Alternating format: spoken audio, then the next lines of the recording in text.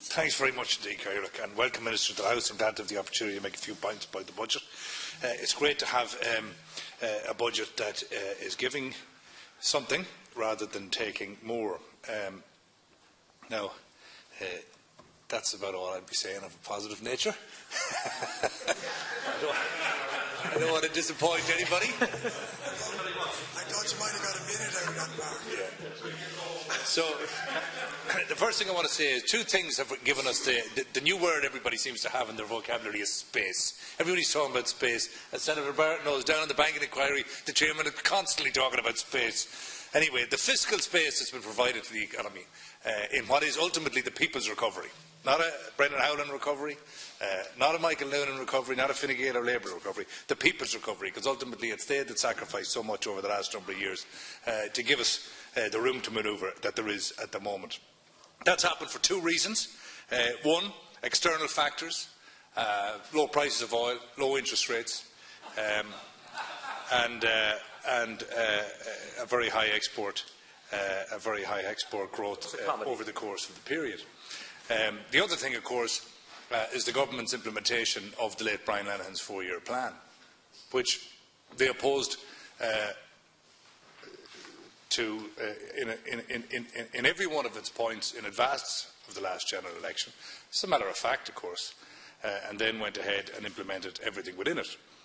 Well, the Taoiseach and Minister Howlin, to a lesser extent, and certainly Minister Noonan, go around the world in the old backslapping trail to collect accolades that arguably belong to the late Minister Lenihan, and then come back here and blame Fianna Fáil and everybody else for everything that's occurred. That is the reality. You've implemented the 4-year plan. Indeed, as Senator Barrett and Senator Darcy confirmed that at the banking inquiry we had Minister Noonan tell us that that in fact was the case, that it was a pretty good plan. He stuck with it, and that was the case. The only difference is that in implementing the last 4 budgets, and Senator Hayden said that the last 5 budgets weren't regressive. It's not me and Fianna Fáil that's saying that.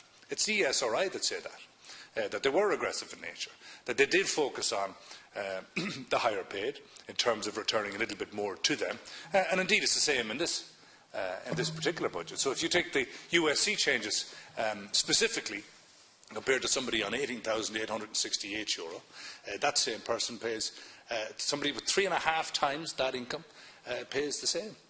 And that isn't equal to me. So I think the greatest failure of the government, and while certain things statistically have improved, is the two-tier recovery. The fact that certainly jobs have been created. Indeed, in terms of foreign direct investment jobs, 95% of them have been in the Greater Dublin area. 95% of them. So you can imagine how that statistics sit with people outside the Greater Dublin area, the rural and regional Ireland, where more than 50% of our population live. When taken against the backdrop that the government put together a massive, whopping 30 million over the next 6 years to offset the difficulties that the recession has brought to rural Ireland. Well, now, in addition to that, 5% of the jobs that were created in terms of foreign direct investment were also in that area. Let's look at housing as an example. We're going to have a NAM, a dividend, between now and 2021, where 20,000 houses are going to be built. By the government's own admission today, 90% of those are in the Greater Dublin area. So that leaves 2,000 for the rest of the country.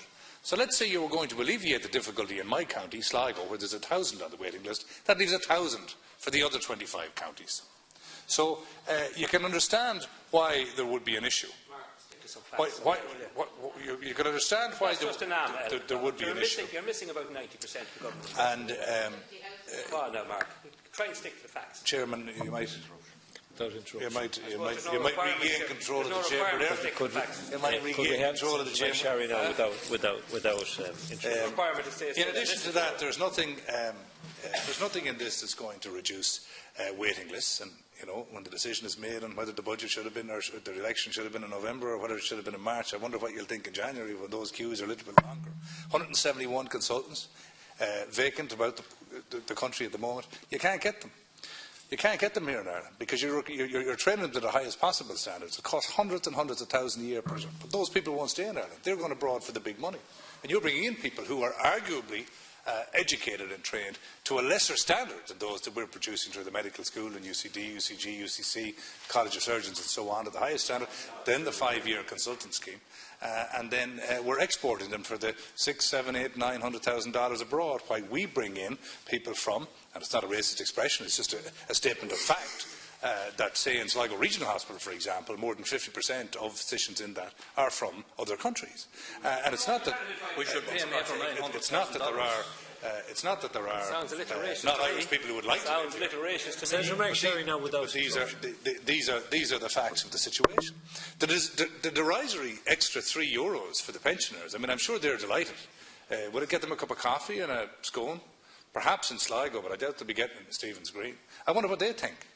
I wonder what they think of the increases that is given to the person that gets an additional £800 a week into their salary. Have we prioritised to the extent that we should?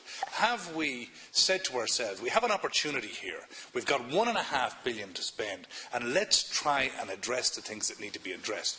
But instead, no.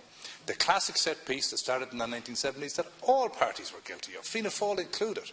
But I'd like to think that we, for one, are learning from the mistakes. We paid for it the hard way, and rightly so. But the reality is, you went ahead, following all the lies that were told in advance of the last general election.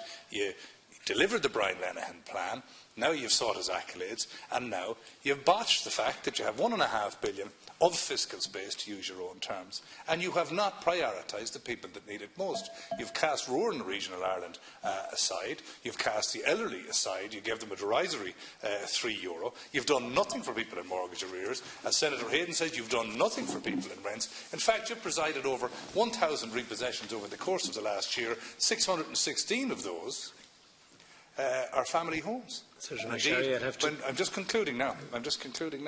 That since 2011 here in the House we had an opportunity to protect those family homes, but no, we don't care about that. We just care about getting re-elected, and that's all that counts. So let's throw the £1.5 billion where we think we'll produce the more votes. But sadly, it will underpin the division and the divide that there is between the haves and the have-nots in this country, and the fact that the greatest failure of the Houses of the Oireachtas over the course of the last 5 years is presiding over a two-tier recovery, and that's set to continue now. Thanks. Senator Gilroy, you have 6 minutes.